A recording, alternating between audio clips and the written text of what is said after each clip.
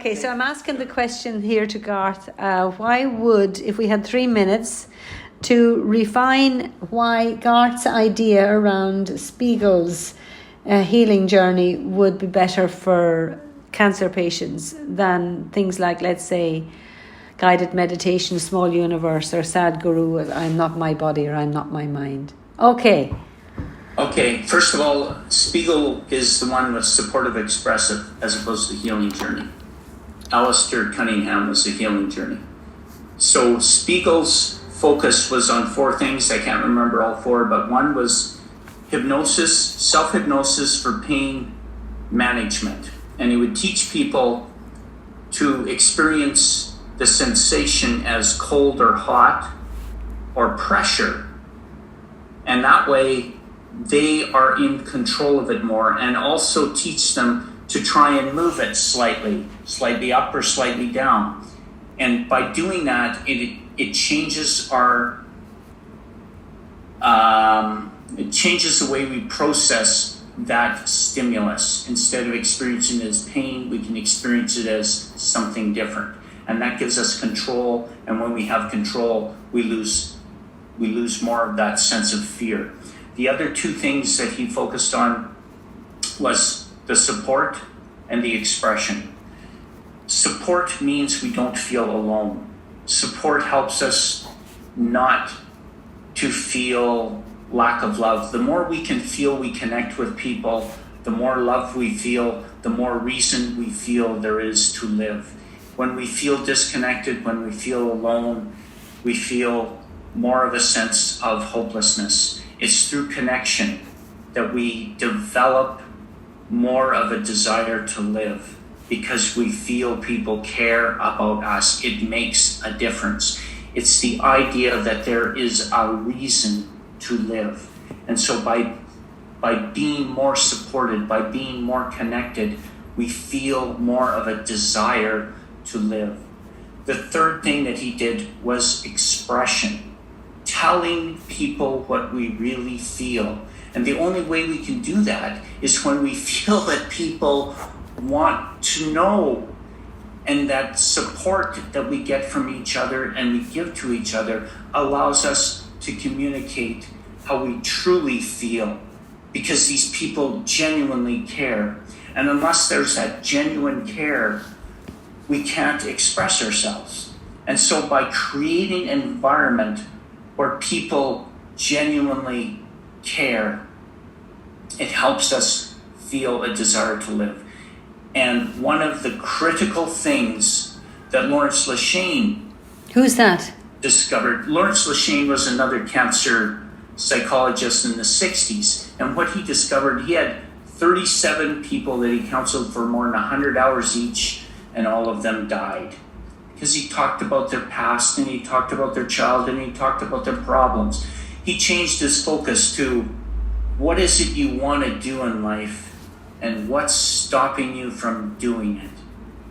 And when he started doing that, he had about 50% of his patients recover, because they had a reason to live. So setting your ideal and having people that genuinely care about you and you genuinely care about is probably the most critical thing. Setting your ideal and what? And having people that genuinely care about you is probably the most critical thing. Because both of those give you a reason to live. But for instance, I could argue with you then, Garth. Well, any meditation that I've ever taught, or becoming into the awareness, and I do hold that Urquhart's work is valuable in that I think the greatest thing about meditation is the focus, yes, and that we feel it. But I think it's more than focus and feel it. I think it's about the presence of awareness.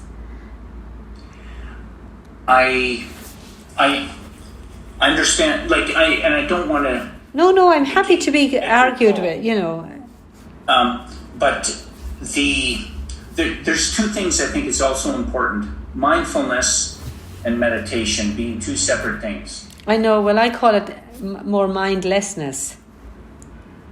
That makes sense too. But the idea of notice, of pay attention, of now, Yeah. is a really useful concept. But that isn't that what I mean, when you hear my meditation, that's what you'll notice I do. I agree. But what are the two things? Sorry, mindfulness and what's the other one? Meditation is different from mindfulness. And how do you think it's different? For me, meditation is like speaking French. You need to learn how to speak French, otherwise you can't communicate with somebody who speaks French. And the more words you learn in French, the easier it is to learn more, because now you can communicate a bit. So who are you going to communicate with? It's the language of love, communicating with the Creator. So what do you think about people who don't have any belief in anything? Well, then they're never going to speak to somebody who's French, and all the French people around them are speaking this garble that they don't understand. And they're still around them, and they're still speaking it, but they never engage in conversation. They overhear other people's conversation, but it's garbage because they don't understand any of it. And they go about living their lives in a very much more limited perspective. But how would you actually talk to someone or help someone to meditate about learning the language, French language, to someone who's complete atheist? Well, I would argue that an atheist believes in something, because being an atheist believes that you don't believe. Right. Well, and there we get back to intention. Because if you don't want to learn French, you're not going to learn French no matter how much I show you. And the same thing with meditation. You're not going to learn meditation. So what's so people would say, okay, let's I'm going to stop this now.